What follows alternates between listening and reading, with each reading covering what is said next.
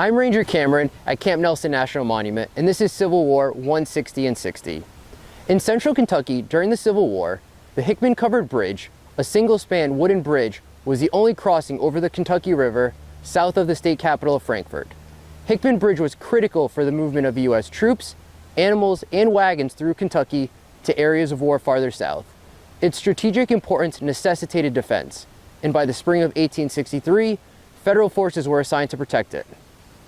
On March 28, 1863, U.S. soldiers commanded by Brigadier General Quincy Gilmore engaged in a firefight with Confederate troops south of the bridge. The Confederates retreated south, and the U.S. forces skirmished with them over the next few days until they withdrew into Tennessee. The fights around Hickman Bridge were examples of the small-scale actions that defined combat in Kentucky following the major battles of Richmond and Perryville in 1862.